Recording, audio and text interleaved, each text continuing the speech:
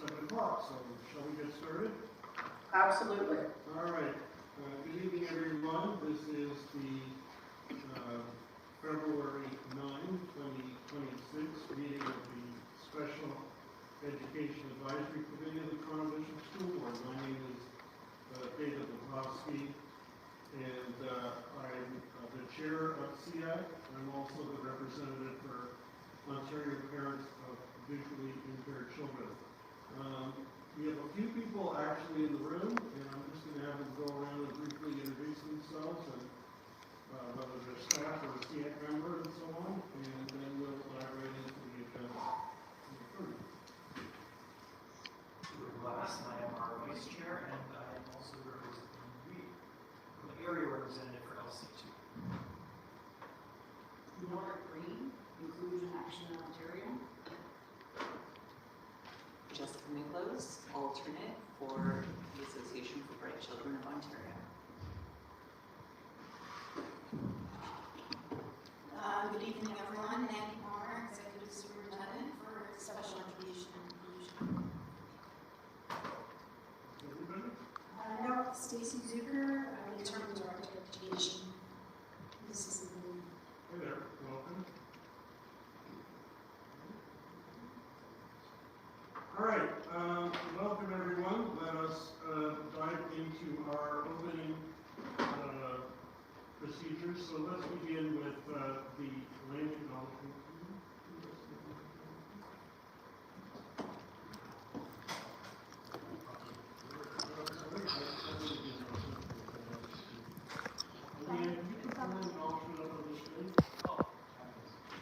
Stand if you're able.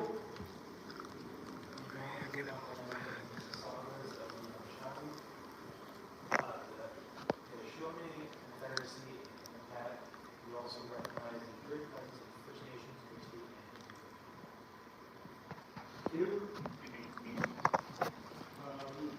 Approval of the agenda. We have a draft agenda.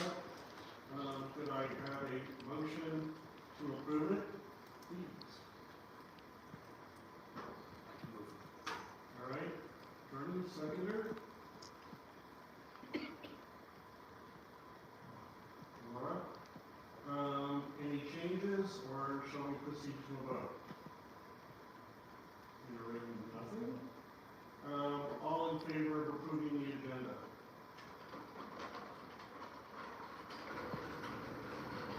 Opposed, if good. You pass. Any conflicts of interest to declare on any agenda items for tonight's meeting? Anyone speak up now, please? I've heard none. Approving the minutes. The minutes have been circulated, and unlike our situation in October and November's minutes, I am comfortable that they are reflective of, they're sufficiently specific about what we discussed and what we recommended. But I'm totally open to anyone proposing any changes to them if they wish. Before you add this, you had something you wanted? Yeah, so for the minutes, I think as I read them, I noticed that for things that were voted on, it doesn't include, it just says that the entire group agrees. And I think it would be helpful if we, keep in there as well some of the facts or things that came up as whether it was a recommendation in that minute or if there were others that are opposed, so that way we have an understanding of the breadth of the discussions and that the minutes don't come across as something where as a group we're only seeing things through one lens and we're not really looking at it objectively across different lens, given the diversity of the group of disability that's represented here. Okay, so that's fair. So in effect, what you'd like is if there's any voting on an issue, if there are negative votes, that they get the votes for and against be recorded. That's correct, yeah. Chair Lepofsky, that is asking for sorry? That, in governance terms, is asking for recorded vote, and so for us to be including that in the minutes, SEAC would have to ask for a recorded vote, and that then members' votes are recorded. Otherwise, it is strictly whether it was approved or not.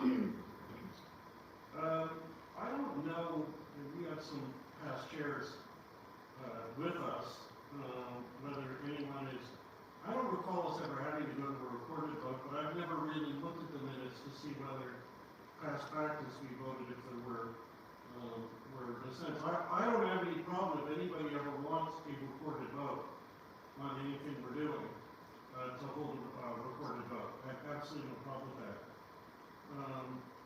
We did not hold any at the last meeting, so Latoya, can I just suggest that tell me if you're comfortable with on a go-forward basis. If you want a recorded vote on anything, we can do that. Yeah, and even if it's not a recorded, sometimes it could be kind of represented as, here are some recommendations that were presented, even if you don't move it. So it really just to include the full picture of, all the voices that's in there. Okay, the second issue is if we're not voting on something but individuals going around the table, Yeah. we like a broader diversity of perspectives. I for one have no problem with that. Unfortunately, the staff have taken a position since October that they want to reduce how much of that is in there. Our workaround has been that if we want to put more detail in, we can always write a recommendation, and the recommendation gets included in the minutes, and then in full. So if there's anything you ever want I'm not disagreeing with you. In fact, I'm agreeing with you. But, Yeah, no, I get that. I appreciate that. but in order to deal with the conflict we have with this change in approach, which I think is very problematic for staff, and to be able to go forward, I think the easiest thing to do is, if there's something you want to make sure we include, just make motion. We can do it summarily. If it's something everybody is, pretty supportive on, it'll be right there. And it'll go in minutes. All right. All right? Thanks. Okay. Nancy, let's just, Dave, I just have a point of clarification. We Sure. haven't had an issue or a position on recording votes, but typically, in the past with SEAC, it's been who's in favor, and if we have the number that we need, then we can record that. So we haven't had a position on not recording who's not in favor. But SEAC members would need to actually put up their hands that are not in favor, so that we can count and record how many are in favor and how many not. So I just wanted to verify that we have not no, I taken got a you. position on that. I got you. Yeah, that's fair. Jean-Paul, you has to be one to have those minutes. And if anybody has anything else you want to ask me, this is the time. I could look at the minutes, and one of the things that I noticed that it was not captured in the minute is around the discussion that we had regarding the family and student office, and the family and student support office. Because you probably recall that we noticed that the family, if you see the decision that was made to create the family and student support office did not factor in the whole end-to-end process of the parent protocol, and which is something that was not, which needed to be fixed, because right after, the decision that created the family and student support office said that, right after the principal, the parent can call that office. Whereby in the parent protocol, after the principal, we have a superintendent step before we can even, that's, the lack of that, taking into account the end and, better protocol office. I would like that to be captured as a special, something that we see that it was honest. Can I make a suggestion, Jean-Paul, just so we can dive into today's festivities? Why don't you come up with wording that you would like added? I'm going to defer a vote on this to later in the meeting. If you can email that wording or put it in the chat. I myself, while I'm sharing the meeting, am not reading the chat, but when, at the end of the meeting, before we go, remind me, and you send it to Deanne and everyone, and we can simply raise your proposed amendment and then vote on that and add it to the minutes if needed. Does that sound okay? So Okay. you figure out how you want to say it. Okay, great. Anything else that people want to add to the minutes? I think there was an email from Jessica about them, but I apologize, my brain's a bit foggy. Do you need it? Were you proposing an amendment to the minutes? Sorry, you're not speaking in the microphone. You just... Sorry, I did propose an amendment to the meeting, to the minutes. I'm just going to pull up the email because my memory is... You know what? Pull it up for the, and we're going to deal with all of this at the end of the meeting. Will do. That sound good? All right. Very good. Thank you. So we'll defer the vote. And if anybody else, anything else they want to raise during the minutes, just let us know. The other thing, just in the future, when the minutes get circulated, if there's something you want to add, you're always free to raise it at the meeting. But if you flip an email to Leanne and the rest of us before the meeting, we can often deal with it then, and that makes it easier when we get to now. Jessica did that, and I negligently didn't follow up, and I apologize for that.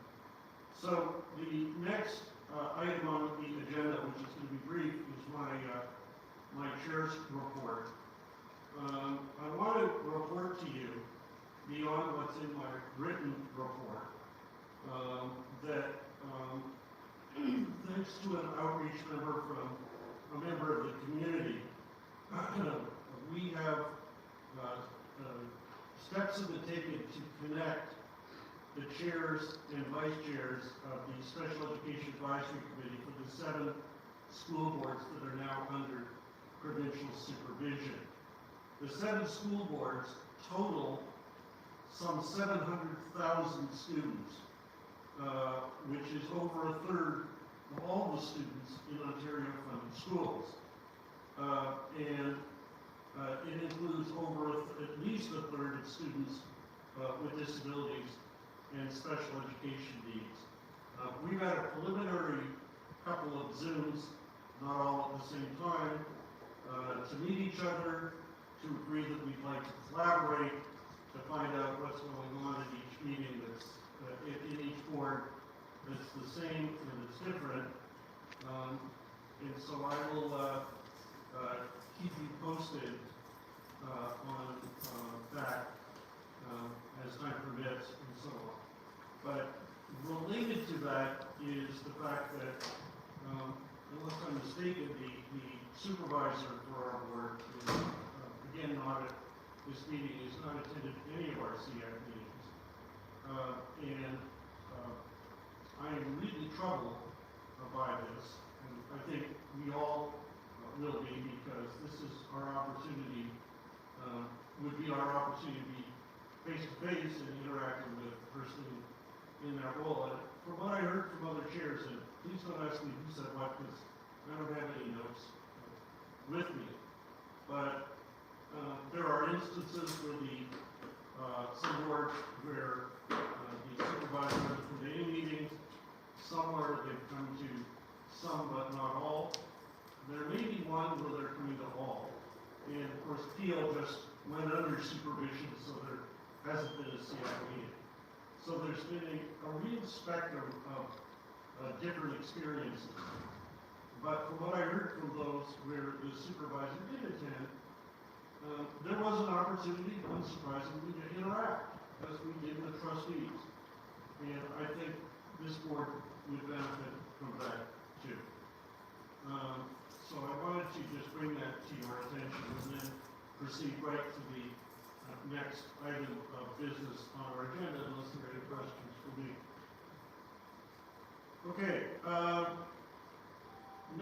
topic for us to discuss. Over to Nora for planning for the April 13th, 2026 SEAC meeting, which is the meeting that we've decided to allocate entirely to inviting parents to come and make presentations to us, which we're using the catchphrase, listening to parents' voice. We had conversations among those of us who are on the working group that are dealing with this. Nora is generous in sharing it. And as always, very effectively. Nora, over to you. Quick update. Thanks, David. So I believe all the committee members have received a copy of announcement and the flyers that they can send on to their populations and share with other community members. And I do have a revised version I would like to send you if you haven't sent that out. It just reminds people that the meeting will go from 7 until 9 p.m. and so we wouldn't have the same capacity as we had last time we did this to host as many speakers. So it sort of addresses that issue for us and talks about the fact that we basically have 2 hours and that we will do our best to facilitate hearing from families at a later date if we don't get to them that night. Other than that, the flyer's the same as we had predominantly for the town hall. It gives a date. The applications are sent to, and the delegation request is sent to Leanne, and then Leanne forwards them to me. I'm logging them in a spreadsheet with contact information, and I'm date and time stamping it so that we would be selecting as they're received. So it's basically a first come, first serve process, just so that we're not looking like we're cherry picking anybody. And I will be, once we get enough names, we'll be talking about, with the subcommittee, about contacting those families and letting them know that they'll be delegating. Thanks a lot. And as for the length of the meeting, as is always the case, we're 7 to 9, but if we want to go a bit longer, we have that option. I think what will happen is the working group will see how many people we've got. If there's an extra 3 people or 4 people, we can go an extra few minutes. On the other hand, if there's a substantially longer list of people signing up than who we can accommodate, we can revisit this as a group and decide, do we want them to come in May? Do we want them to come, break them up over several meetings upcoming? That's all open to us. But in an understanding that we're going to make our best efforts to hear from them. Now, the big issue is reaching out to families and letting them know of this. So what I'd like to do in my sheriff's report, explain, I was going to raise this, but I'd be wondering, the staff have told us that they will post an announcement on this on the webpage. Is it the SEAC webpage or the special ed webpage? SEAC. Okay. I'm wondering if you could tell us what other steps the board can do to help reach other people to let them know about this. Thanks, David. So because this is a regular SEAC meeting, it's a SEAC meeting, it will be advertised as it always is on the SEAC webpage that it's a SEAC meeting. So we won't be putting in, put regular meetings in other communications to parents. Okay, well, I've asked in writing, and I've been given that answer relative to the TDSB Connects. I think that it's important because most parents, I don't suspect, of the 40,000 students with disabilities and special ed needs would even know there's a SEAC webpage or what SEAC is. And with no live stream, we're reaching even fewer people than before. And I'm very worried that this isn't going to reach many people. We, as SEAC members, need to do whatever we can through our networks to spread the word. But TDSB, with its ample resources and ample reach, could easily, at no cost, reach a lot of people. And that would be very helpful to serve our objectives. If staff are not, if their position is that they're not going to publicize it beyond putting on the SEAC webpage. I've proposed, I've got in my chair's report a motion, which I want to present and ask be considered. Leanne, can you just get the motion and read out the motion that relates to the April 13th SEAC meeting?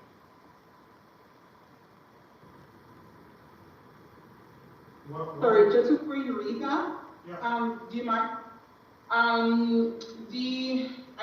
Student council, sorry, the other, well, my brain is just misfired. That means the statutory body that means preparing us. Yeah, the parent involvement. Yeah, thank you so much. I don't know if we can also include us being, even if it's within the motion, because I don't know if there's any restrictions on them as well.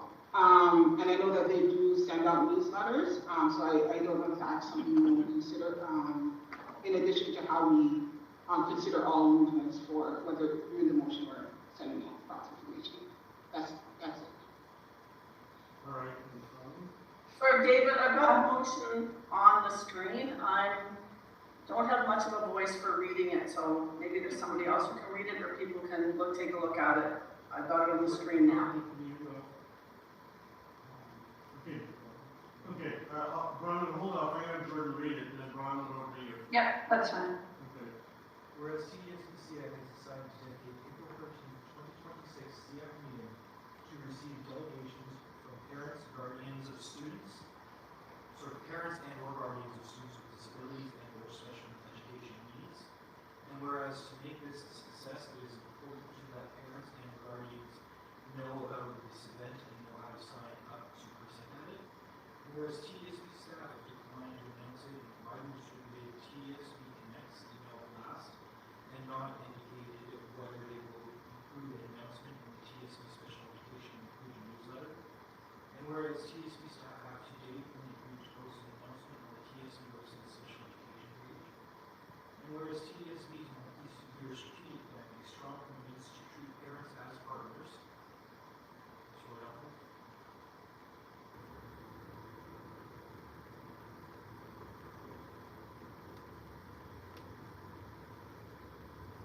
SEAC therefore recommends TDSB staff should do whatever it can to publicize the parents and or guardians of students with disabilities and special education needs about the April 13th, 2026 listening to parents' voice SEAC meeting and how to sign up to speak at it, such as posting announcements about it, TDSB Connects, and TDSB Special Education including newsletters, and notifying all school parents councils about it. I'm just going to make two slight wording changes to the preamble to make them now accurate.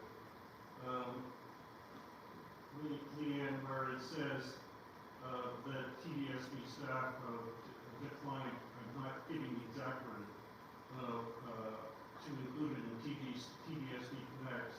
It should just say, or in the Special Education and Inclusion newsletter. In other words, deleting the reference to not having answer because we have an answer.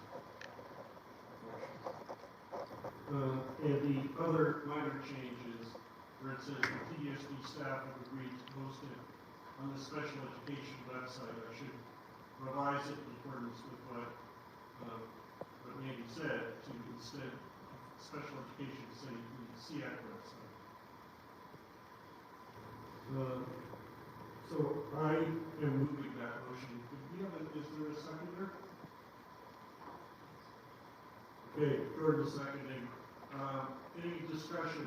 Rodney, you wanted to speak. Rodney, you don't hear. Sorry about that. Yes, I wanted to directly ask Louise and Mandy to please explain why this is not going to be plugged through the TDSB. I've heard in the past that the town hall was not going to happen, different various reasons, like it was too much work for TDSB staff and such. I personally don't see how this could be too much work for the TDSB staff myself, but what are the specific reasons? Because for me, this looks extremely bad from a PR standpoint. for the TDSB. And for me, as a parent, if I was going to, you know, spread this and, you know, with my community, it would be horrifying and shocking. So I just don't, I think this is something that really needs to be looked into, why it won't even be put through the TDSB, through communication. It's just, it doesn't make me believe again that it was just because the town hall is not gonna happen because it's too much work. I feel like we're getting excuses again, and I just would like to have another answer from you to try and see if it could make any sense to me. And also, if this is a parent concern that I have, I would like to bring it to the Parent Support Office, which is supposed to be supporting us, as a concern that I don't feel supported as a parent with children with disabilities, that the TDSB does not want these things pushed through to have it with the community. It's very concerning, and I also have sent emails to the support office about other things, and no one has responded, just so everyone knows about that. So it's not working. Okay, could Nate or Louise, could you help us out? Thanks for the question, Bronwyn. So the April SEAC meeting is a regular meeting, and so we follow our regular process, and we don't advertise regular meetings in our TDSB communications. So it will be on the SEAC webpage that the April meeting is a regular SEAC meeting dedicated to delegations, and if you would like to delegate on that date, to reach out. Thank you. Do we have anybody else who wants to speak? I guess what I'm saying, Mandy, I appreciate you going through that. And I remember you saying that before, but this is going to be more. It is going to be something to support families. So I just wish that there was something that more was done with this. I just feel like parents are not supported by this hesitancy and this shutting it down. Anyways, that's how I feel, and it's concerning to me. So I guess there's no way around it, but it is very concerning to me. Thanks, Bronwyn, and I've heard, I believe you said it, or David might have said it, but I would include leverage your associations and getting the word out there. If no one else wants to speak, I just want to make a brief comment. I find staff's position very disturbing. We've been told about a commitment to parents as partners. We've been told about a commitment to collaborate. This costs nothing. And more importantly, the reason given, this is a regular meeting, is a reason of procedural bureaucracy, not a reason that has anything to do with kids' needs. Hearing from all parents, letting all parents know about this, is part of building a positive relationship with parents. And I don't think they would care whether it's a regular meeting or irregular meeting or an exceptional meeting or whatever it is. And I certainly doubt that there is a protocol, maybe I'm wrong, that forbids staff from doing this. There is, it would be absurd. And if there isn't, that's no excuse. Just my own view. If no other comments, then let's proceed to a vote. All in favor of the motion? So just bear with us, please, so we can get the numbers for both. Sure.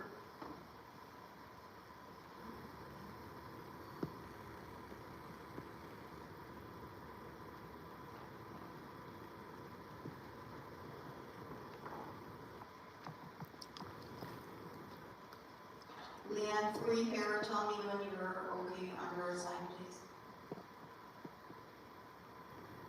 So I have 8, so that's 11, so that is a pass. It's carried. Okay. Opposed, if any, just so we've got it.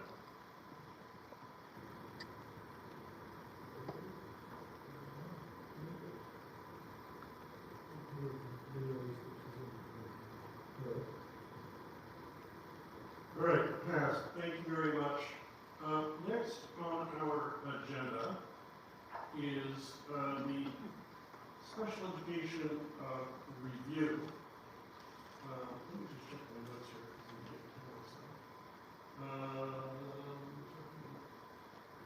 Yeah, special education review. And we heard at the end, right near the end of our last meeting, the interim director provided us with an announcement about the scaling back, my words, not yours, of the contents of the special education review, which I didn't know was coming and didn't know about before. I heard about it. And I wanted to give everyone an opportunity to speak to this, not whether I knew about it, but the context of it, since we didn't have time to do that. Our ability to do this is hampered in part because we don't have the actual text that was read to us, just a summary of it. As my chair's report confirms, or explains, I asked for a copy of it, and staff declined. This is, I think, the first time staff have ever refused to give me, or to my knowledge, any member at SEAC, the text of something they read out at a SEAC meeting. These are not nuclear secrets. I was given, in effect, no reason. I was just told we get a summary. That's not a reason. That's part of the refusal. I indicated in advance, and said, I indicated if that was the case, that I was going to have to bring a freedom of information request. I did. Nothing changed, so I have. I will let you know when I get whatever I get from my $5, and I will share it. Despite that, using whatever you remember from what you heard and using the summary that was provided in minutes, I want to invite people to offer their reflections and or feedback on these changes. And if you want to raise your hand, or otherwise indicate you'd like to speak, that would be great. We've got Nora. Anything else? Okay, Nora. Thank you. Yeah, so I was actually shocked about the change to the special education program review, considering that we had had lots of discussion as a committee about interest representation on that actual review. And then when we finally did, it was, hopefully LaToya will share her perspective as well. It was a really great experience working with the research department to start to develop very detailed questions that was going to be a survey that was going to go out to our families. And it was all of our families, anybody in special education was going to have an opportunity to fill in their experience in our system. And I feel like it was really courageous, and I was excited about that. I probably at the time was expressing disappointment that more of our committee wasn't participating at that level, since it was such a rich experience for me. But now it feels like, coupled with like not wanting to share or having a delegation meeting, not streaming our meetings again, I'd just like somebody to explain to me how the staff track the experiences of our students when all the methods we've used to try and inform our families are being taken away from the committee. So how do parents of special education students in the TDSB share their lived experience in all aspects? That means, are they allowed to attend every day? Are they getting their accommodations? Are the children feeling included? That survey is going to include all of that. So how are we going to replace that? Why is the board chosen to silence special education families?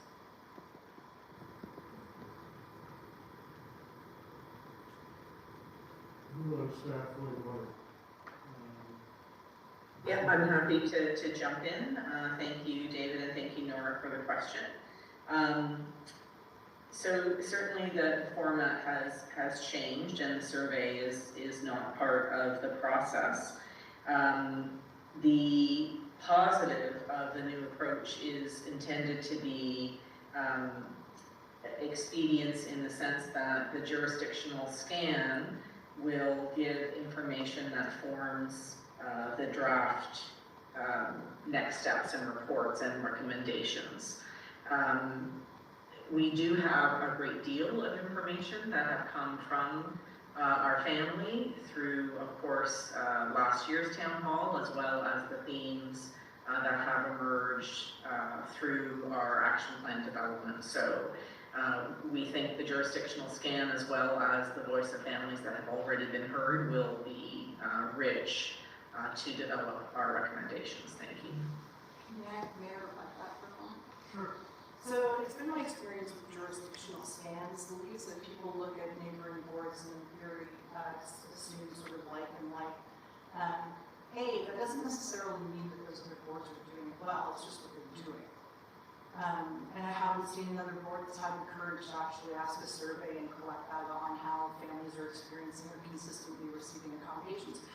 As far as I'm aware, nobody's collected data on consistency and provision of accommodations. So I'm not sure what is going to be gained from the jurisdictional scan of other boards who also don't collect that data. Thank you for the comment. Okay, Latoya. I think one of the challenges I have with scaling back the scope is that the diversity of the experience of others in special education may continue to be lost in translation. I'll tell you that, for example, when a parent continues struggling with the idea of going through the whole diagnosis and getting things set up at school, reflecting on that parent was reflecting on their own past trauma and their experience with this, and was looking at it through the lens of labeling and the harm that could present. And one of the things I was able to do to help bridge that conversation was to share that link to the special education review, and it brought hope. So, and it brought an understanding that TDSB is looking at this through a multi-layer lens. So it's not just for neurodiverse, it is also for those who are amputees, it is also for those who have intellectual disabilities. So for even those with complex illness or bipolar. So a whole lot more people that I shared the links to felt heard. And at this point, after I communicated that there's a different approach, there's a whole lot of people who used to feel heard. And so I think what I'm missing now, it is an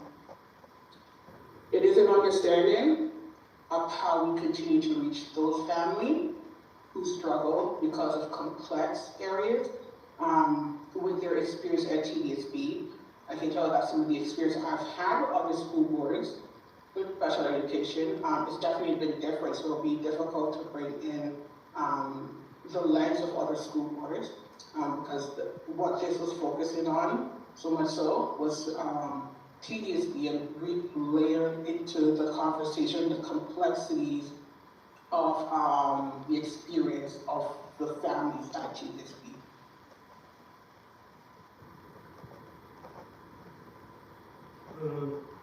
Anybody else want to ask anything or say anything before we get to the motion?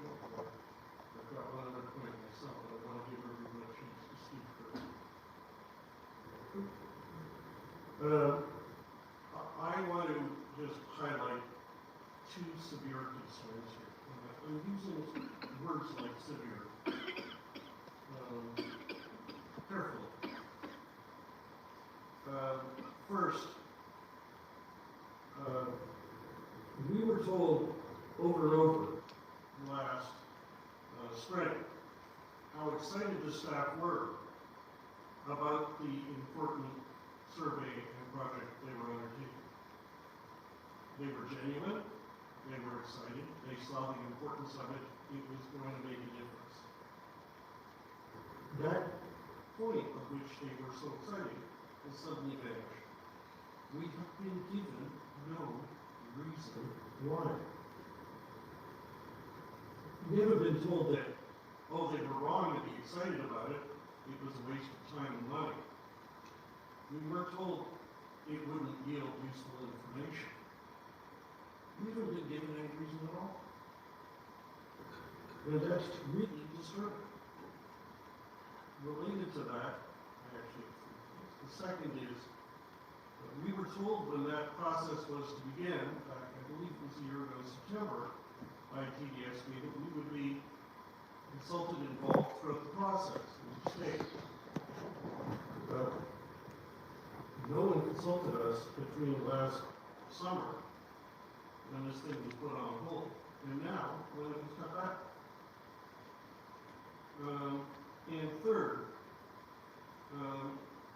Louise just said that the advantage they've got at least is they've got the feedback from parents at the town hall that we did a year ago, November.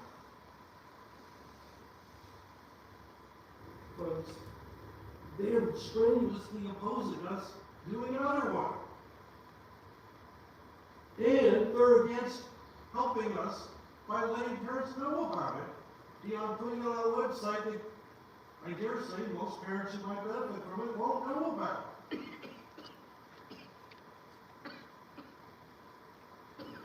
I think it's a bit trouble. If I can, in my chair's report, I've got a motion that I'd like to propose. And it's going to be heading about special education review. And I'm wondering if I could ask Jordan again to read it out for your consideration.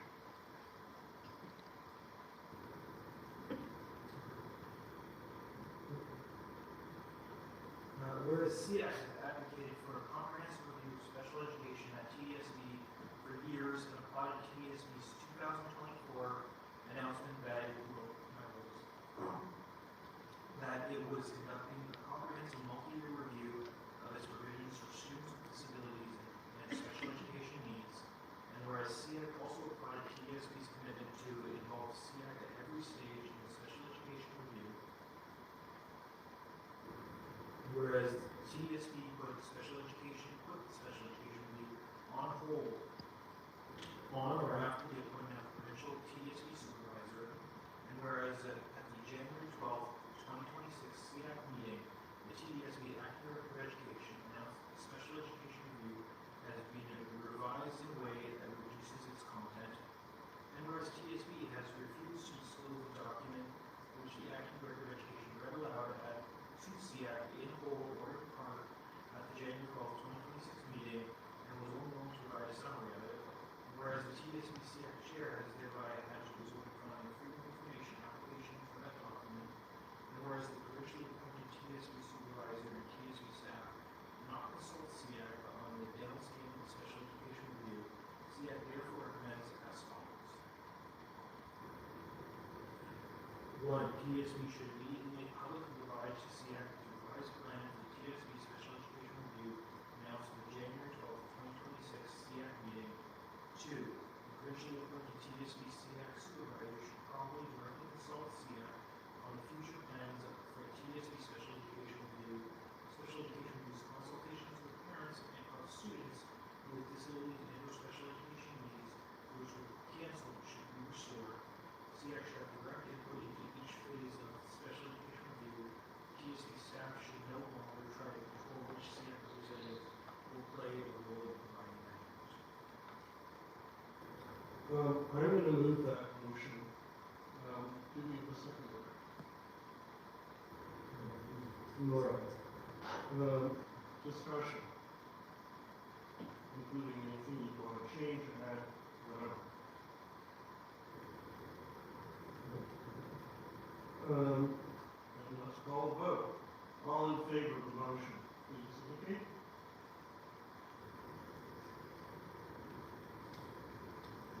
Leanne, 3 in the room.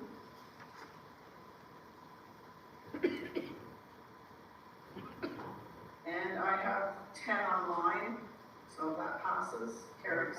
All right, opposed if any, just for purposes of Latoya's request? And just from a governance perspective, Chair Lopowski, you should be asking, please, someone from the floor to move your motion. Oh. Okay,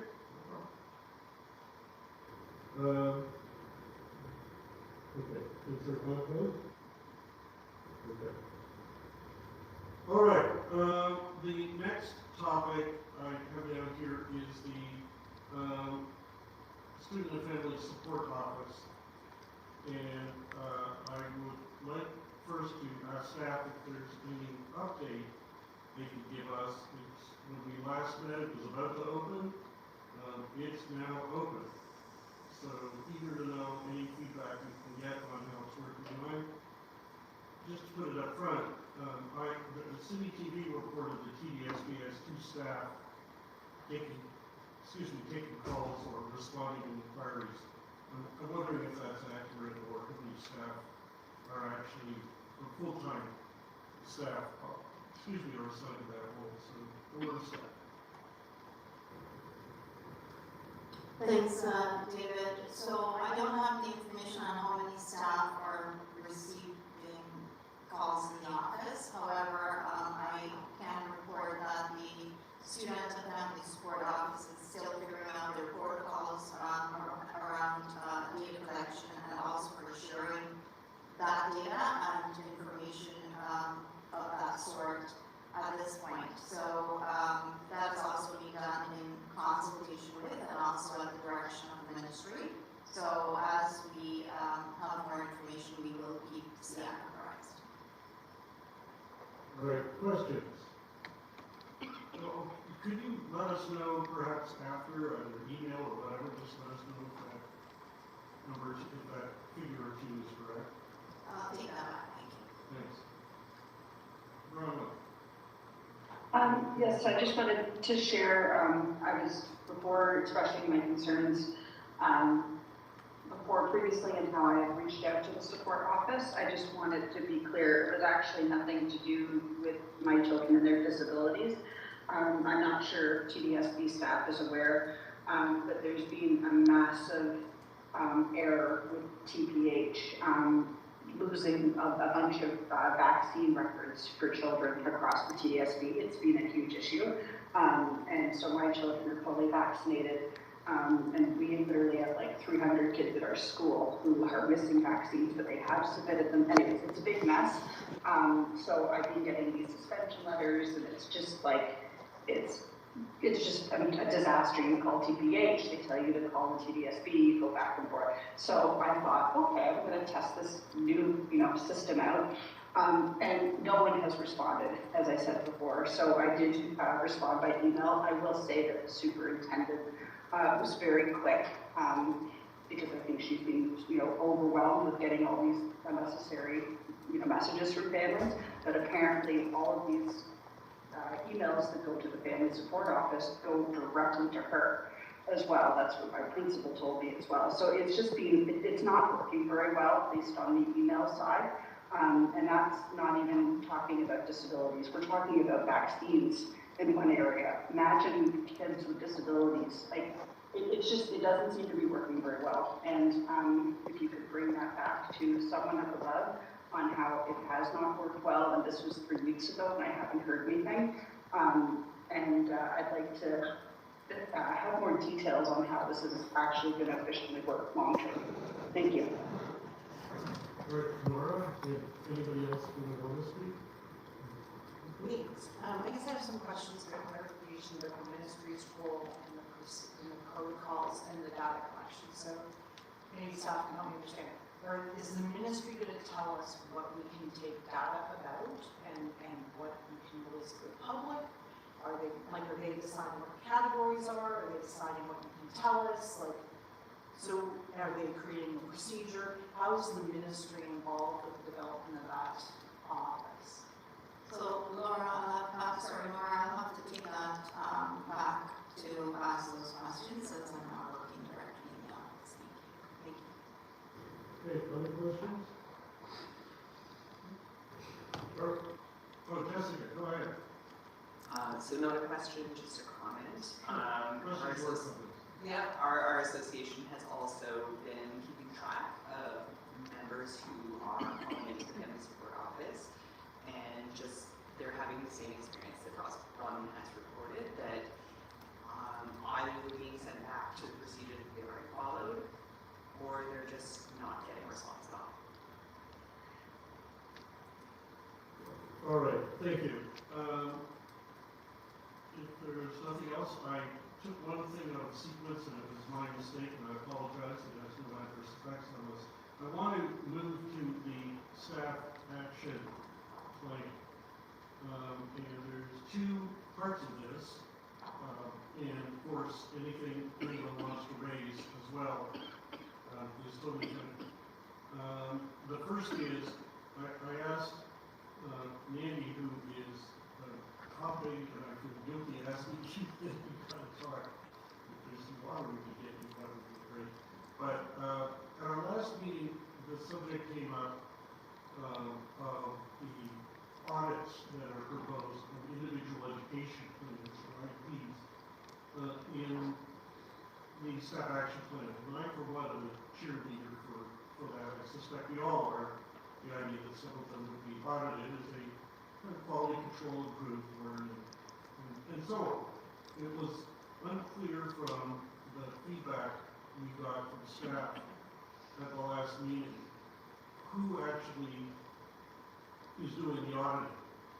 Is it, if a teacher is self-auditing the plan they wrote, it's not really an audit, they're just checking the work.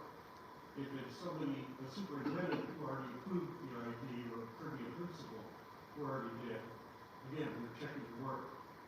If it's somebody else within the board or whatever, then it's an audit of some sort. It's somebody else applying a new set of eyes, a second one.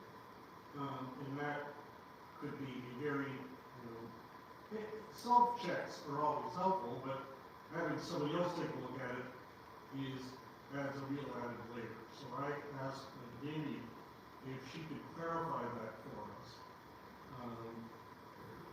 first, before we get into anything else. So Amy, are you okay to talk? Sure, thanks. It only has been a month, so I don't have much new to share with SEAC regarding the IEP audit. However, it is with the school superintendent and special education department staff, with the principal. The principal must be a part of it. They're responsible for the IEPs in their schools. So that is the point that we're at right now. And as I mentioned in January, we do have a number of pilot schools that we're working with, and David, as I shared in January as well. As we go through the process of the pilot phase, I'm sure we'll be refining what we're doing as well. So that is where we're at in addition to what I shared in January, but we are really excited about it, both from a compliance perspective and ensuring that it actually has what it needs to have, but also from a programming perspective to ensure that the IEP actually reflects the student's strengths and needs. I'm going to open it to questions. I just want to say that A, this is a really good thing to do. And B, I think SEAC could be helpful to you after you've gotten some experience. If we were to have a superintendent who's involved in it, who could come in and, of course, without naming names or giving any identifying information, get kind of an impression of sort of what they found, how it's, what they learned, what they've improved, and so on. I think that, and I don't mean like a formal report, I just mean, like the way we're conversing now. It would be really cool for us to be able to have a bit of a brainstorm if there's ideas from a parent's perspective that might be assessment too. Take that back and think about it, but I think that would be a wonderful thing to allocate some agenda time to. Anybody want to ask questions at all about the staff action plan and the audit thing or anything else? Nora? Thank you. I wanted to clarify a question I asked last time. I'd asked if we could see the tools. There was a tool that was like a guided collection tool, is my understanding. to help people think about how they develop IEPs? And is it possible for SEAC to see the guided reflection tools being used with staff? I think because we just created it, Nora, we just need some time with it to work through as a department and also as staff. And perhaps down the road, that's something we can look at, but we don't want to interrupt the process that we've already started to bring that here or change it because it's already begun in schools. So I wouldn't want to interrupt them and say, hey, we're bringing you a new tool and a new, based on feedback from SEAC. So for those reasons, I think we're going to just continue to move ahead because we've already started, but certainly open to looking at what we can bring back. And I wasn't even talking about recommendations, just to see it. Like, I just wanted to see it. I think when we come back with the report that David is asking for, Nora, we can be including that so you can see what was used and what we learned and how we're going to be moving forward. And of course, as always, I anticipate SEAC will be giving us advice on how to make it stronger. Could you consider the therapy lock into this, but this might be the kind of thing, if you're doing this now, that if we were to have a conversation in our September meeting, that it could be quite constructive. It'll have a few months to work with it, to ponder it, and it would be helpful for us to give input at a point in time where you're not, you haven't already decided what changes you think you might have the flexibility to do some more adjusting. If our feedback is needed, it would be helpful. Yeah, thanks, David. We'll certainly share the timeline and we'll mark down that you're requesting to put that on September's agenda, so we'll get back to you. All right. And any member can, if they ask for a document for staff, and they'll get it, always consider their opportunities of freedom of information legislation. But in any event, unfortunately, that's where we are. Anything else about the staff action plan before we proceed to the motion? Okay, if I can ask Leanne to get the motion up on the screen. I don't need it read out for me, because it's quite long, unless anyone else wants to ask for it to be read out. I do, however, want to just say one or two things while we're pulling it up. If anybody else wants it read out, please ask, and we will have it read out. I want to just talk about two things. First, we had a fulsome discussion with staff in the working group that gave input. And almost verbatim, this document was delivered without the whereas. I think there's been a couple of tweaks at someone's request. Or a few, but nothing major. And what we were trying to do here, and this was based on ideas that came from the town hall in November 2024, from the round table we had after, where I got around the table and said, what action do you think we could recommend, or would you like to recommend? And then what the working group came up with. It's not everything. It is absolutely not everything.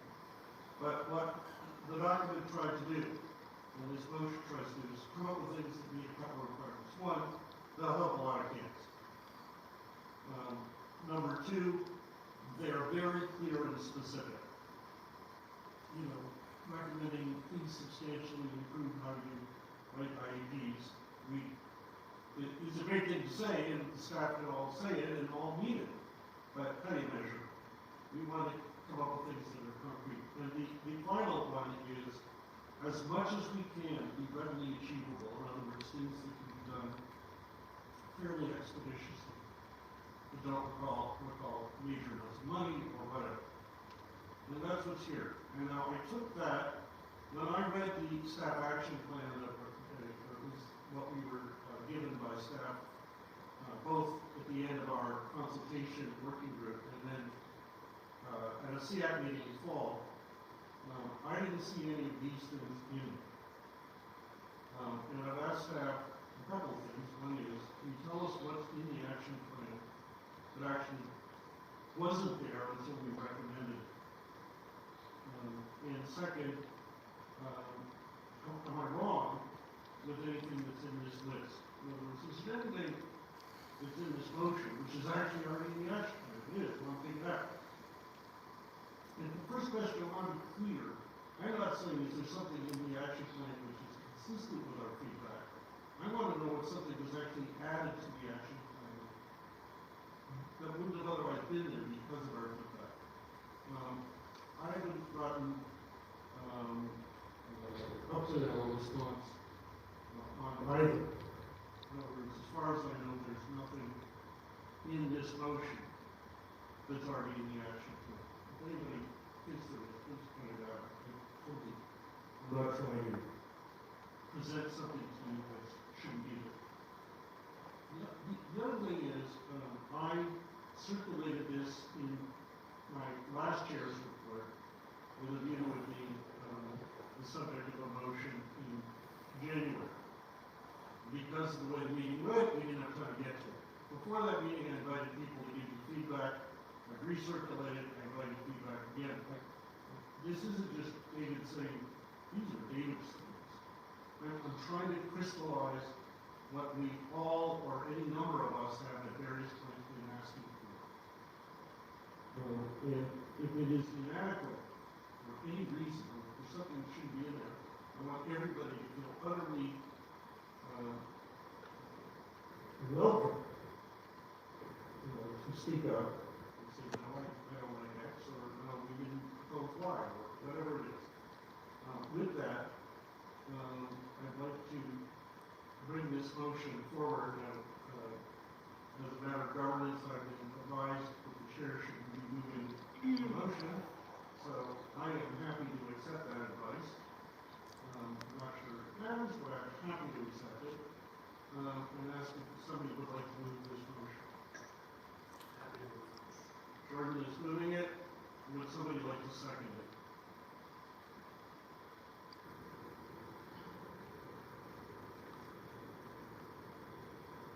Second it? We do not. We don't have a seconder. Oh, Eliza. All right, good. Is there any discussion? I want people to feel free to discuss as much as you'd like.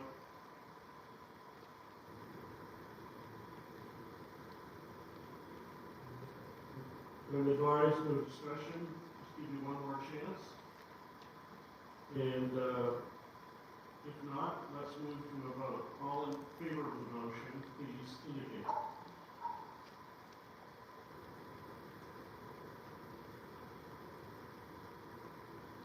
Leanne, 3. I have 9 online, so that carries. All right. For purposes of recording any dissents, anybody in dissent? Okay. The other major, actually, I'm going to move, and before I move to the other thing I want to go early to the leadership report, so if there's a longer discussion, it doesn't get in the way of the leadership report. Andy, do you want to go right now? I'm not a problem for me if I just need a minute. Take your time.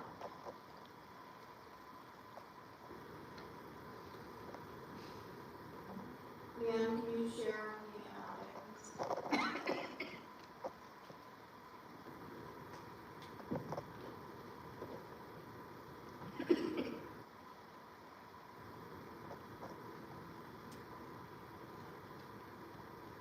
Thank you.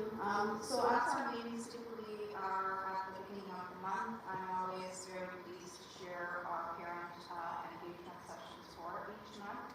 So again, this month, special education and inclusion is pleased to offer a number of drop-in as well as topic-specific sessions for parents and guardians and caregivers. Two in particular that we will be focusing on this month are building confidence through transitions, which is a webinar, as well as the Autism Regional Services team will be doing a drop-in session for families, and everyone is welcome to join. On January 20th and 21st, the Occupational Therapy and Physiotherapy Services team hosted fantastic sessions on learning how to print and write. And the sessions focused on multisensory learning, how to use more than just a pencil, incorporating touch and movement to help students learn shapes of letters, for example, as well as cognitive strategies and simple mental tools such as self-talk that students can use to guide their own handwriting improvements. For those who miss any of our parent engagement sessions, we do have them recorded and we post them on the special education website for parents to access at any time. On January 22nd, the Office of Regional Services team also hosted their drop-in session, as the same will be offered in February, so it is monthly, so if you miss January or February, we will be offering again in March. And the sessions focus on navigating school-based supports, IEP processes, accessing community resources, and sharing strategies to support communication and self-regulation at home, and addressing questions related to transitions for students.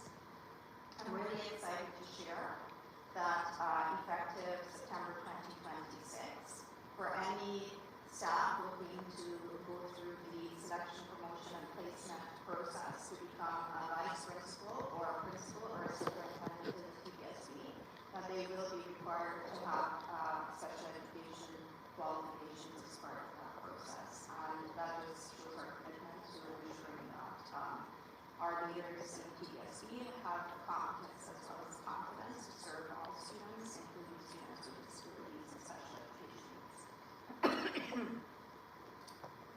We also, on January 28th, had a session for parents and caregivers from the deaf and hard of hearing preschool. In attendance, the DHH team shared information on how to support families in the transition to junior kindergarten. Very exciting time for our families. And families learned about TBSB, deaf and hard of hearing regional programs and services, the IPRC process, and where to access information about special education procedures. There was a question and answer period that families participated in. I had brought or shared before this event, but we had over 300 families attend our Pathways for Adulthood Fair at York Mills Collegiate Institute.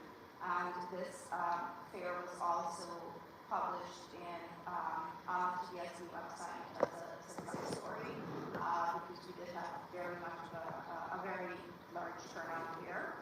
And the fair actually provided a vital community building space where families and staff could connect, enjoy a meal together, and collaboratively plan for the future of students as they exit TBSB. There was a lot of positive feedback from that. Next slide, please, again. As I always do, each year I provide projected enrollment data, and they are included in the meeting mail for today. And as you can see, it is projected that next year TBSB will have approximately 5,000 less students than we do this year. February is National Inclusive Education Month in Canada.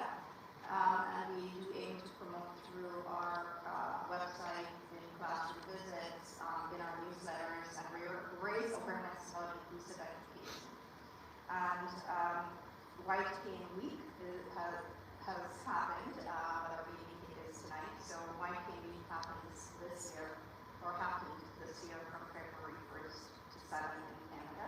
And we do have students in the TDSB that rely on their white canes for navigation, and we do have orientation and mobility specialists in the TBSB that work with these students to ensure they become more confident and independent in using their tools.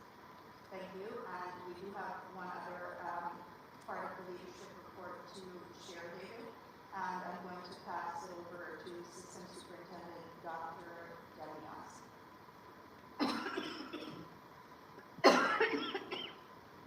Thank you. Thank you, Linda.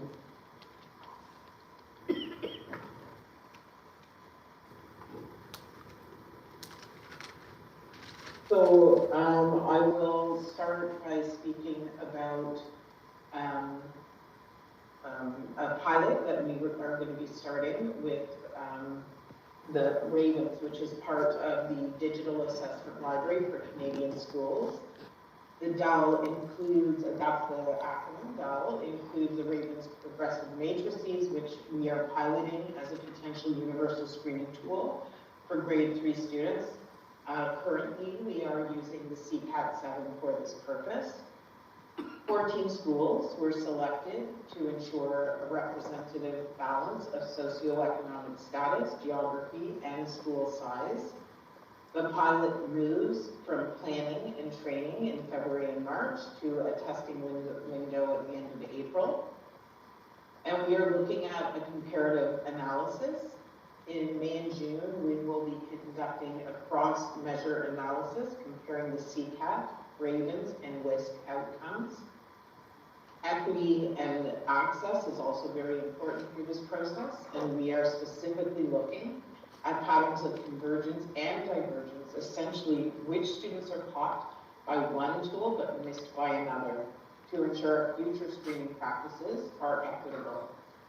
Findings will inform whether we scale, refine, or discontinue these tools in alignment with the TDSB's multi-year strategic plan. Thank you so much. So, if you're going to ask a question on this pilot, I just want to make sure that we're clear. So, as of September of this year, the academic assessment tool that's used by special education teachers, that's called LIAT, has become out of print. And so we had to look for another academic assessment tool, which is part of day-to-day work for special education teachers. Part of that, or the tool that we landed on, is what Dr. Nancy described, which is the DAL, the Digital Assessment Library for Canadian Schools. As part of that DAL, the Ravens, or universal screening for students in the 3rd grade, is part of that library and is paid for as part of that library. So we are going to be running a pilot to see if we can or not move over to the DAL, because we do pay every single year for the CCAT as well. Thank you. Okay, let's open it up to questions. I got a couple, but I'm going to put myself in the back of the line, so you have good questions. Or feedback. Jessica. And then we'll play. Thanks. So in the leadership report, we see projected enrollment data for next year. SEAC has yet to receive on-SIS data for this year. Previous school year, we received it in the fall. I'm just wondering at what point we are going to receive on-SIS data for this year. Thanks for the question. The on-SIS data should be coming in March. I have been asking Jessica, I'm very well aware of you and communicated about that. They're putting everything together, so March, hopefully, we bring that forward. Okay, LaToya. I'll be brief because my whole course is gone. I think after this comment. And the principals and special ed, I just wanted to highlight that as something that is such an important move, because I don't think we understand sometimes how difficult it is for someone, even thinking of the principals, when they don't understand special education, how much additional barriers that create. It's something that even as I participated on a principal interview, I think I've sounded the alarm so many times.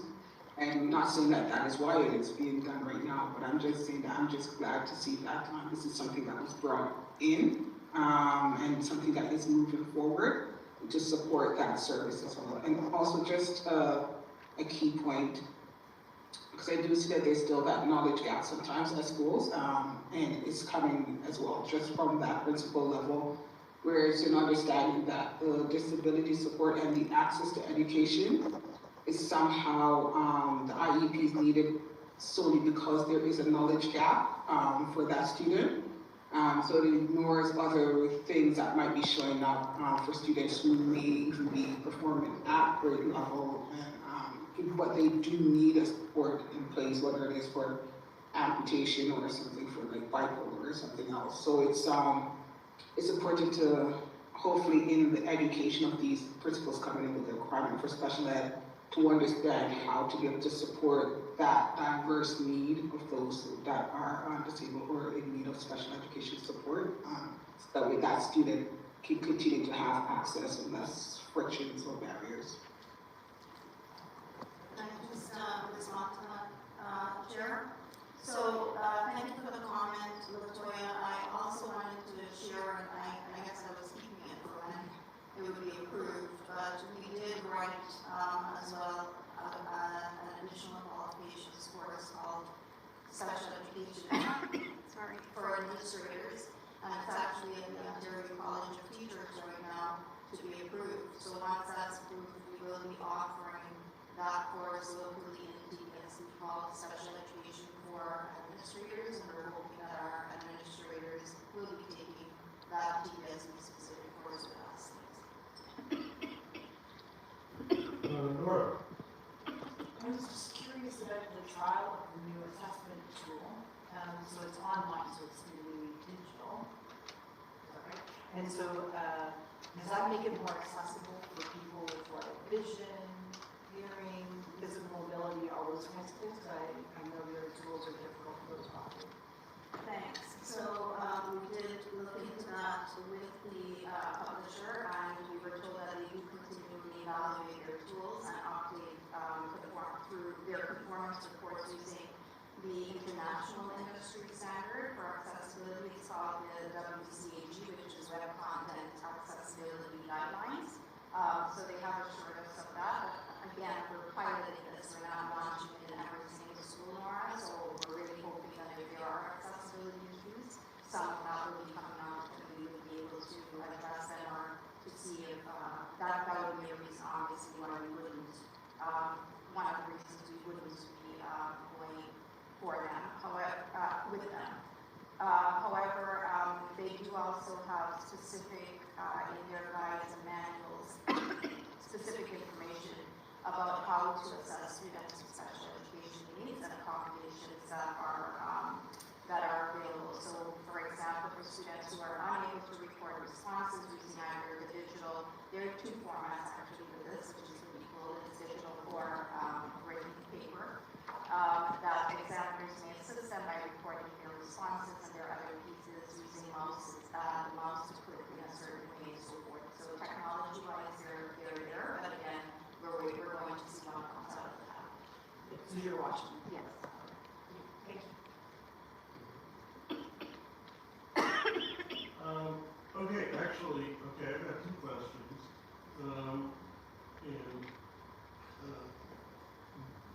Maybe or Debbie, I'm really interested to know and suggest proactive steps to make sure that test reading is accessible. And any number of, there are things to call a place, or restaurants that are accessible, and you say, yeah, and people are interested in. It's not because someone's blind. They didn't realize certain barriers, and some organizations will post that their website's accessible, and it's not. And I'm not intruding back on this. I'm saying they may not have properly assessed. So I think at some point in your assessment process, I would encourage you to get a bit of a front-end testing of it, possibly by your own students who are being assessed, or who aren't actually being assessed, but get them to volunteer to sort of take it if they're Braille users, or screen reader users, or dyslexic students who are using comparable access technology, and see what they tell you.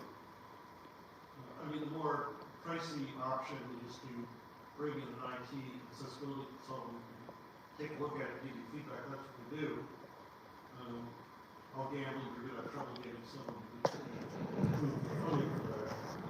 But this is another solution which doesn't cost you anything. If you want to chat with me offline, outside the meeting, some ideas, but it's worth just testing it. Maybe you get a feedback that, hey, it's all fine, or maybe you're gonna find out, oh my God, there's a problem, and the supplier didn't know, or didn't say. Anyway, if we could talk about that sometime, I'd appreciate it. I appreciate your wanting to make sure it's accessible. I'm just suggesting you can't just rely on their saying the WCAG compliant. It depends which level they're using, and the standard changed because of the tech experience. What we use in Ontario under the AODA regs is up to date as of about 15 years ago. So that's that. The other thing, I'm just following up on maybe your part, where you talked about the new requirement for principals and people in more managerial positions to do an AP course, additional qualification course in special ed. I think that's fantastic. Are we the first board to do that? And are we going to be requiring anyone already in one of those positions at some point to acquire that qualification on a kind of retrofit basis? Thanks for the question, David. So we're not the first board, and but we're happy to now be one of those boards. And with regards to your question, we aren't going to be going back and asking leaders to do that. However, you recall that I did share that last summer, for the first time, we did have a TDSB mandatory special education training in the summer for vice principals, principals, and superintendents for 2.5 days on 2 different days. So that is how we're also working to build capacity of existing leaders. So we're not going to require them even to take the AP, however, or the additional qualification course. However, we will be working to continue to have mandatory professional learning that we do have to attend. I've got a question that doesn't admit a precise answer, but I will assume that once this is in place, over time, the board will end up with all of its principals, vice principals, and above having that additional qualification. Correct. Any kind of internal, totally, I won't hold it to you, guesstimate of how many years that would take? If we figured that that's sort of 10 years out, 5 years out. This is speculation, I know, but just asking for good speculation. Any sense? I wouldn't have that. All right. Any other questions? All right, Leanne, if we could get on the screen my one other motion, and it's out of sequence that we're on, but it's with respect to the letter to the minister. Again, I'm going to find out whether anyone wants it read aloud. I don't need it read aloud. And I'm going to open a discussion. I just want to introduce what this is all about. And we talked at this table about the fact that since last June, the world facing our colleagues on staff, facing all of us, facing our kids has changed with the board because we have no trustees. And we have a relationship with the trustees in terms of some of them coming to this meeting because they're members of the committee, additional ones coming in just because they wanted to hear what we had to say. Some came to our town hall, and of course, presenting to their board committees and the whole board multiple times. So a relationship developed. They're gone, and we're now in a situation where the supervisor has replaced him plus some in terms of his mandate. He doesn't just have their mandate, he's got more. I've met him twice, and I'm going to request a meeting with him again. He was totally open to having meetings, and we had very good conversations as a board. But ultimately, he reports to the minister, and the minister is now responsible directly for the administration, but ultimately, 7 boards, which total 700,000 students, over a third of the board, and that includes over a third of the students with special education needs. And so, I got feedback from some of you, and I also, from others I've talked to, that it would be worth our getting some feedback directly to the minister, because he is now very much ultimately giving directions to the person who's going to replace the trustees and more. And therefore, I put together a proposed, I didn't actually write the letter, I wrote the points that I would make in the letter. You can't write a letter for a committee, all of us. It's just a third of work. But what I wanted to do was lay out the points to be made, and I would basically be saying these points and then introducing them completely, not kind of going editorializing beyond them. So we need, I wouldn't write this letter, I can say what I think, but if I'm writing it on behalf of SEAC, I wanted it to be before you for a discussion and decision. I tried to capture points that I would hope we have a strong common understanding of.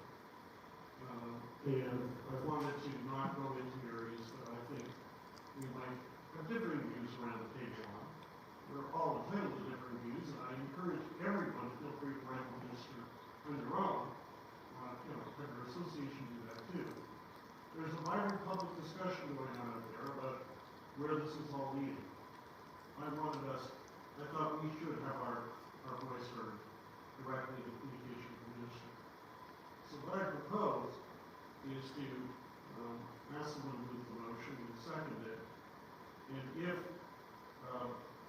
it's then open for you to discuss it, and I'm open to nobody has suggested, since this came out with email, I didn't get any emails about this, anyone saying that there was something they didn't like or they want to change, but of course, that doesn't mean you can't do that.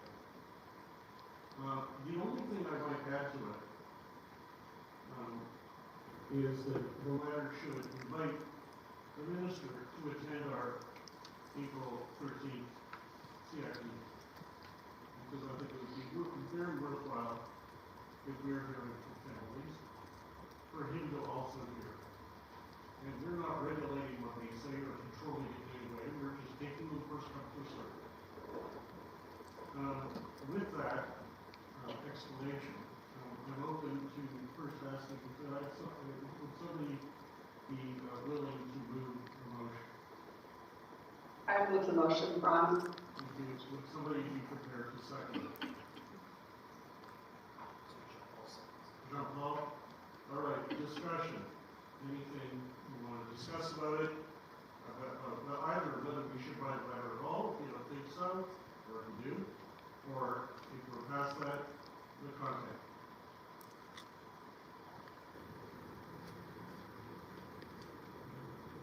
Nora? I think the letter's pretty comprehensive, David.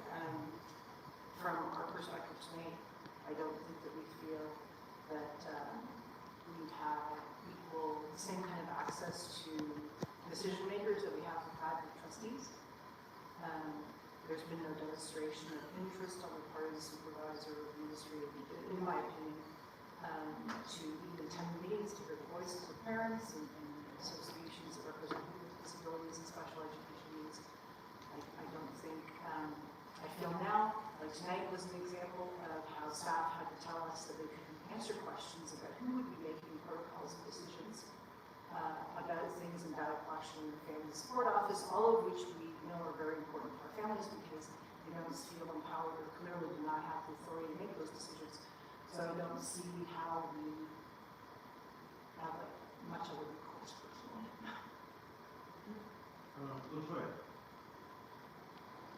I think it's really important. I think I've written the Minister of Education myself. Because of the impact that a lot of these decisions have and on the children, and I think sometimes we forget that when we're making decisions. we're impacting lives as someone who has only been on the face of the earth for a couple of years, 3, 4, 10, 12, that is still very short. I think while this is not a motion that I'm going to be voting against, I think it is important in many of these motions, particularly if we're going to the Minister of Education, to include languages around intersectionality, because without that we are truly missing a community who has not been heard before. You know, I've had parents, for example, say that they're taking their kids back to China because it is next to impossible for them to continue that intensity of advocacy. And what that means for that family is that the barriers to access education created that decision making. And so within my privilege as someone who is Canadian, has, you know, a lot more Canadian experience, I have to listen differently to that parent who's navigating challenges, you know, with disability. It is not the same type of conversation that I have with them that I might have with someone who has had years and years of experience and generations in the country. So I think it's something to consider, whether for this one or for a future one. Thanks. I'll undertake to ensure that in the letter, I emphasize that TDSB, being the biggest board in Canada and likely the most diverse board in Canada, the intersectional challenges that are faced are, if anything, amplified. We could add that to the motion, or you can just leave it with me. Either way, I'm totally content. Whatever you prefer. I actually, both options to me are great, because as long as we are communicating that we understand, on behalf of these families, we understand their journey. Yeah, all right, Richard. Thank you, David. How are you? Very well, thanks, and yourself. So far, so Get good. the video on. So my one comment in the letter is that I think we must emphasize strongly the importance of timeliness, that not having access to the supervisor team. Students are going to school every day and they're missing out on various opportunities that might be in place had we been able to go to trustees and then get through the system quicker. So if that can somehow be reiterated, that each month, each SEAC meeting we wait to get something done is another lost month as far as I'm concerned. Thank you. Good point. Sorry, through the chair, could you Sure. leave a comment, please? Thanks. I'll pass it over to Director Stacey. Thank you, through the chair. I just wanted to make sure that everybody is aware that I have been appointed by the ministry to the committee, so I am the representative, and so just wanted to make sure that there was that awareness there. Obviously, we absolutely value SEAC's commitment to special education and to the recommendations that are given to support students, especially students with special education needs across the board. And SEAC will always be afforded the opportunity to be heard before a decision is made regarding the recommendations. That opportunity to be heard is important. And so your recommendations are always provided to the supervisor for review.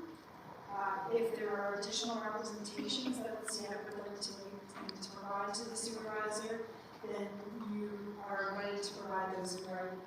So the supervisor will very much consider all of those representations before a decision is made. Thank you. All right.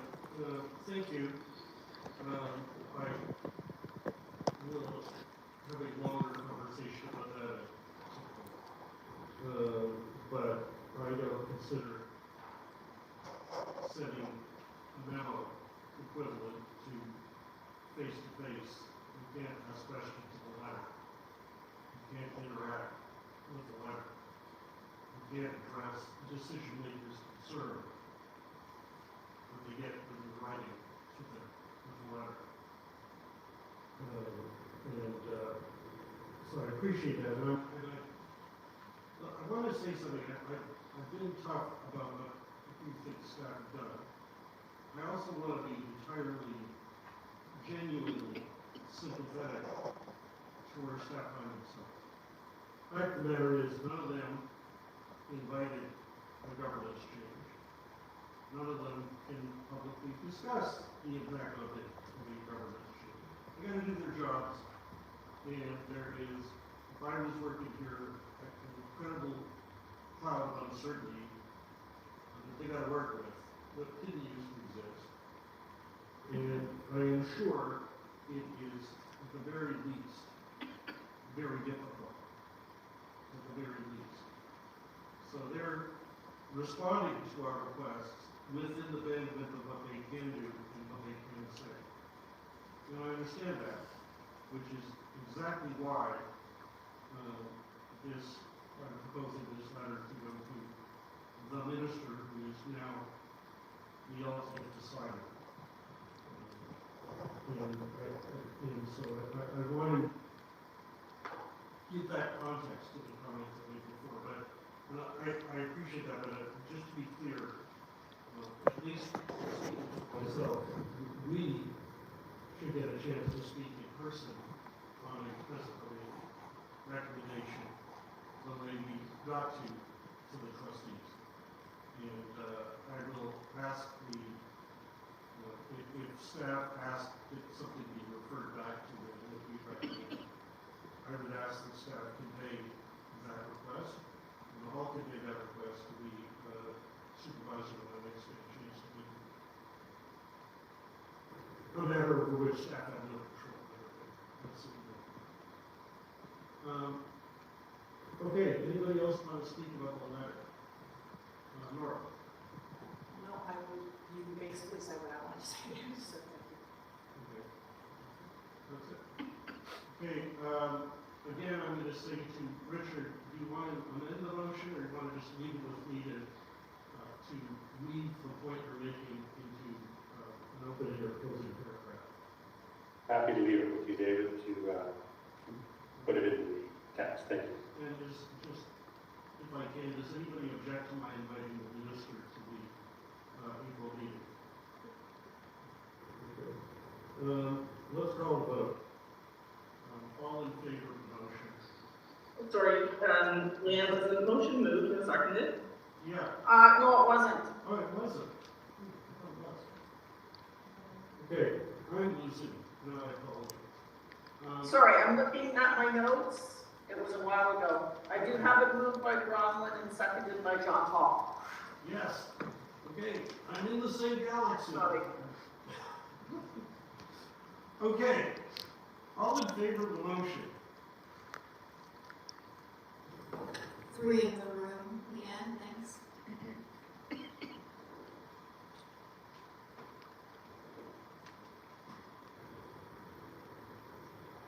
And I have 10 online, so that carries.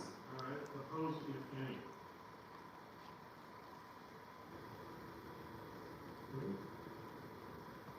All right. Okay, recording one opposed. Unless it was left up by accident. Was it? Just check to make sure if you're not voting no, you take your agenda.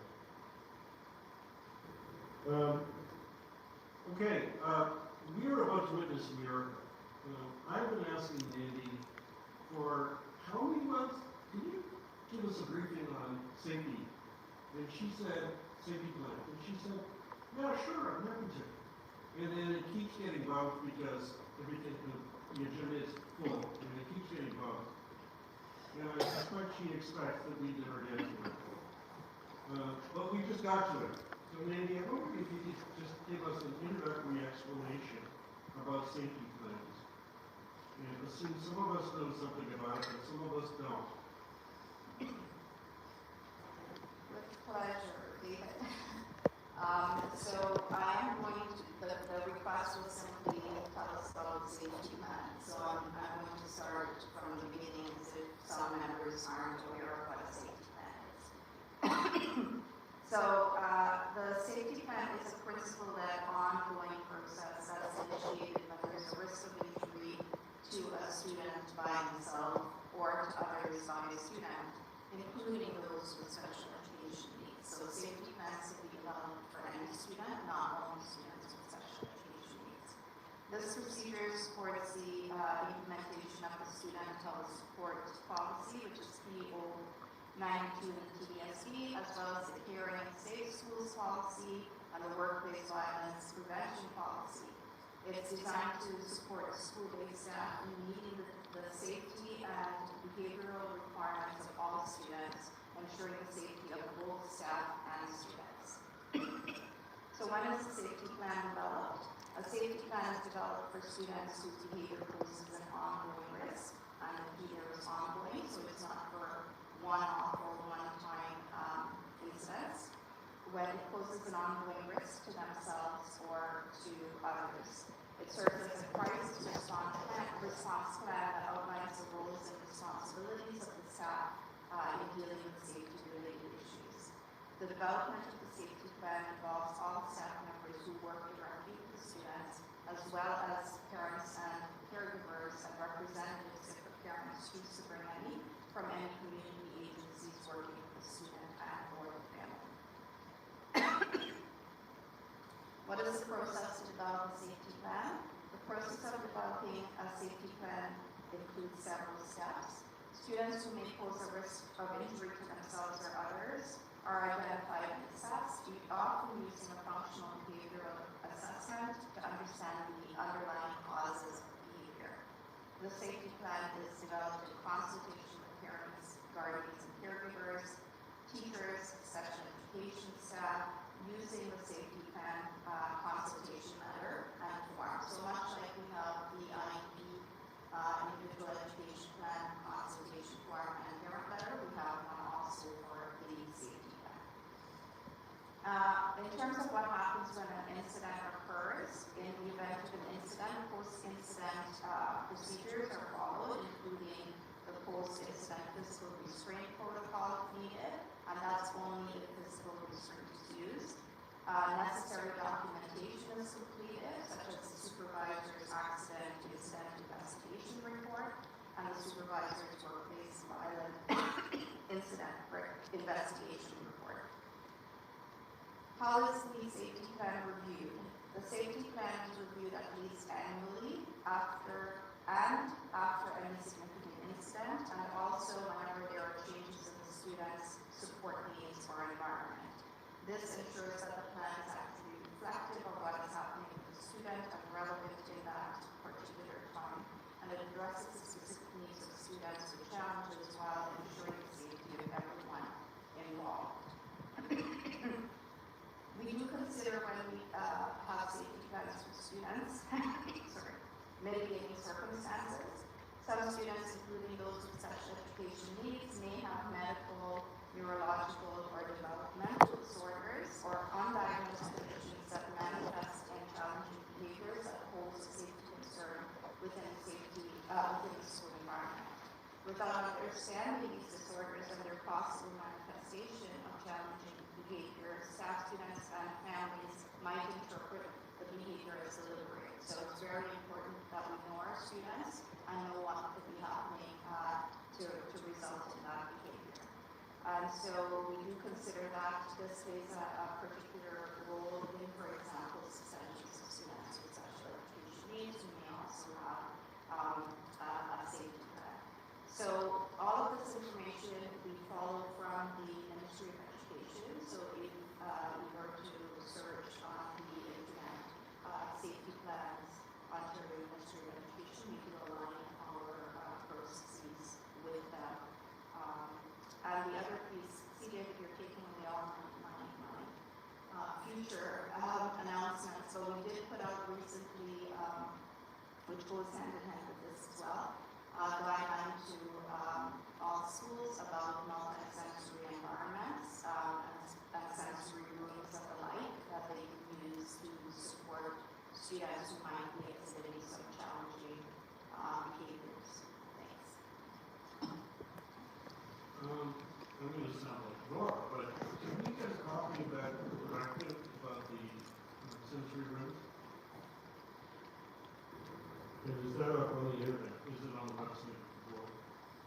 it's not, it's an internal operational document that we use with our schools. And is it a first ever, or it's just in the laws? You know? Well, we believe it is something kids at first, perhaps they have one at some point later. Yeah, okay. I'm asking if we could, if you need to check. Questions, comments, anything? Go ahead. Laura? Thanks. So thank you for the presentation, Mandy. I was reading PR 699. It's a 73-page document. It's 73 pages. It has 19 links to other documentation and appendices. So I guess my question is, as an administrator, how much training do principals get, seeing as the document itself says the principal is the lead in the development of this safety plan?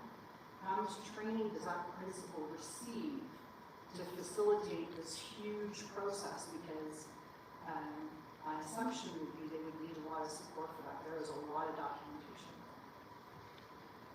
Thanks. So that procedure or PR 699 is a caring and safe schools procedure in collaboration with other departments, including the special education department. We do offer one of the very first memos that go out first professional learning grant that goes out every single year, practically in the summer, is on safety plans. So the principals do receive professional learning on safety plans, as well as administrative document sessions where they can come that are specifically geared to safety plans. So they annually receive that. So every year you get a That is professional correct. I offer they mandatorily have to take that every year. We do not, we have mandatory special education professional learning that we provided for the first time last summer, but not specifically mandatory on safety plans. I'm just saying, because I feel like safety is in the, I'm getting very anxious about the fact that safety is in the media as much as it is, but students having needs. And I'm feeling and hearing from families that almost like school communities are up in arms about an individual student in their school, and that puts the family in a very precarious situation. So I guess I'm wondering why that isn't like anaphylaxis training or other training when so much is riding on making sure we're managing that student's needs effectively, because the risks to everybody, the kid, the family, other family staff is so high. Why would that not be a mandatory thing that's annually refreshed, like first aid, all of it? So not, again, as I shared in the presentation, not all students with the safety plan are students with special education needs. And not all students that engage in safety-related behaviors are students with special education needs. We do have a limited, and I'm not making excuses, I'll bring it forward tomorrow, but we do have, as you know, a limited number of professional activities or PADs with many, many mandatory pieces that need to happen. So I'll certainly bring it forward to see if that could be a part of it, but I do want to reassure everyone that when there is a student with a special education, with a safety plan in a school, it's very much a wraparound approach to creating that safety plan that includes staff with special education, inclusion of the department, caring and safe schools.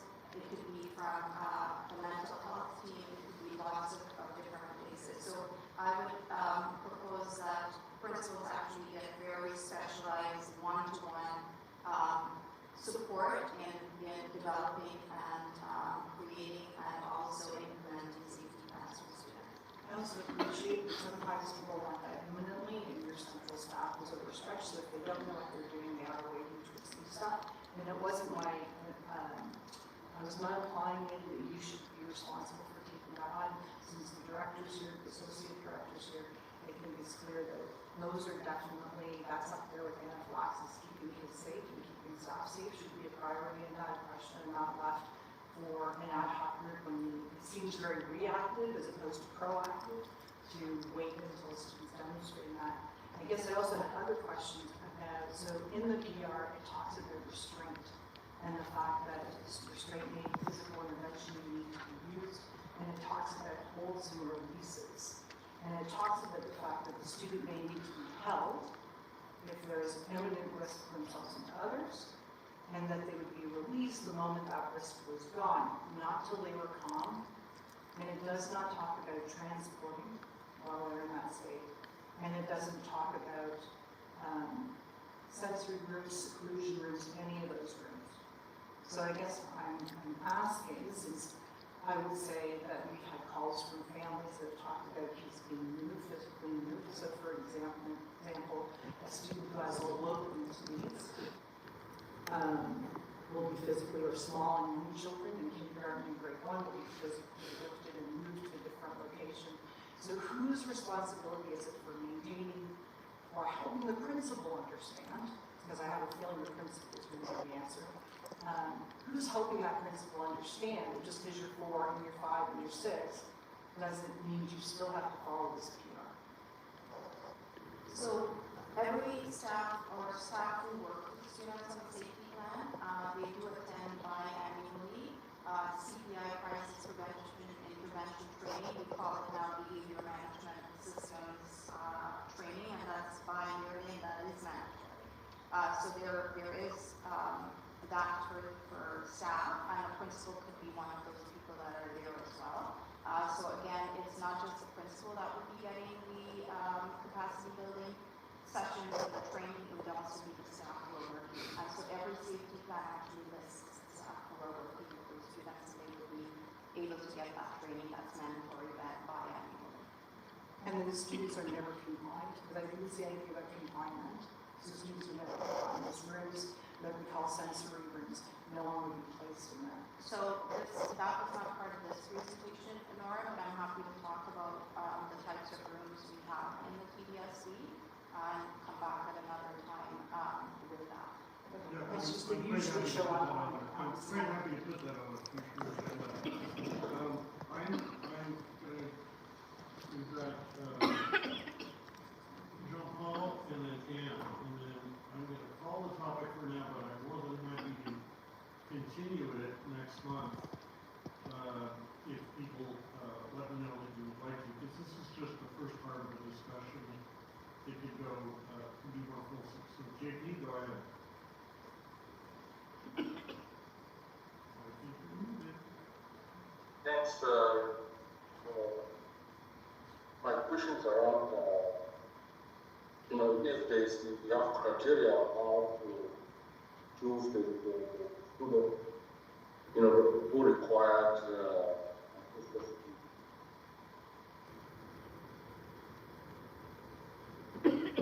Sorry, Jean-Paul, you're dropping out and you're a bit muffled, so. no, I'm saying that.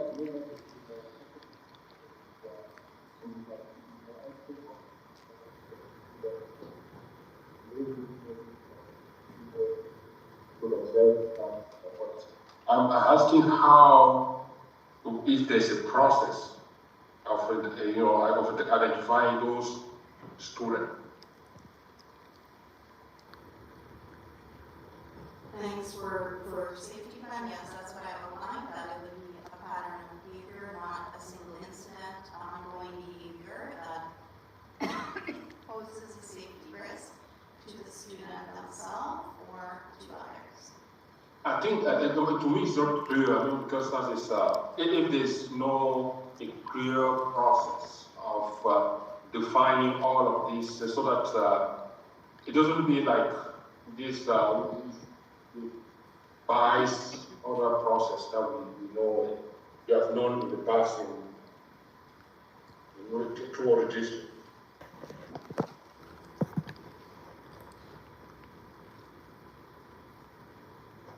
Jean-Paul, it's Louise. We did have difficulty understanding your full question. Your internet was spotty and you were muffled. I think what we understand is that you're wondering about what the process is to initiate a safety plan, and there may be one single incident that poses a risk for safety for the student or for other students, or it might be a pattern of behavior. This would be a discussion that is initiated at the school level with our professional staff to determine that a safety plan is in the best interest of that student and other students. So that would be our procedure. It would be a professional conversation, and we would again rely on the expertise of our paraprofessionals and supporting the principal and the educators in collaboration with them. Thanks, Luis, for clarifying. Okay, great. And Ann?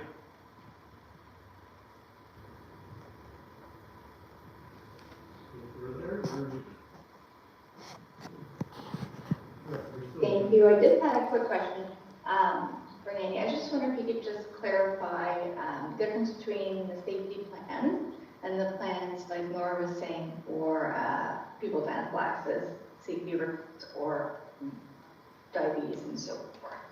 And why, I guess I'm curious why they call it a safety plan when there's, like you indicate, many different types of safety risks for students in schools. Because it's a bit confusing to those people that represent Epilepsy Toronto, because they're not quite sure, you know, how to word their special needs for their students who have, you might just have environmental risks versus those who also have behavioral and safety risks involved. Thanks, Anne. Good question. And so we use the language that the ministry uses. So as I mentioned in the presentation, the ministry has outlined the use of safety plans, just like they have the use of individual education plans. So we also have medical plans and other plans. So those are the ones, those other plans, again, as well knowing our students and working collaboratively as central staff with school-based staff to ensure that the appropriate plan is put into place for specific students. So if it is a student with diabetes or anaphylaxis or epilepsy, we would have a plan for that student that would not be a safety plan. Okay, thank you. Sorry, just a quick follow-up question. With these safety plans, because I haven't really seen one, is does the language differentiate between the students' behavior and the students themselves, so that the student isn't necessarily seen in a negative light because they're unable to regulate their behavior? Thank you, and that's another really good question. So we do write the safety plans from a strengths based as much as we can, but we also do have to put in the plan what the exact behaviors are so that people are aware when they're working with the student what to look for, so that they're aware. If they're not aware, then they can't put proactive pieces in place. For example, occasional teachers who might be coming in, or support staff, or central staff who might be coming in to work with the student. So it is framed in a very positive way, but we do need to list specific things so that we're best able to support the student. Now, as I mentioned, we do collaborate on these plans with families, so that is also part of the consideration of how we frame things like that. I'm going to speak, but I'm going to ask if you could either, I'm going to put this back on the agenda for Mark, so we can follow up, but I don't expect you to have to send any questions today. Feel free to email me in with the question, and we'll see if we can get an answer before you. I want to go back to, thank you, Mandy, and I want to, this isn't the end, this is the beginning of this discussion, but I want to go back to the minutes.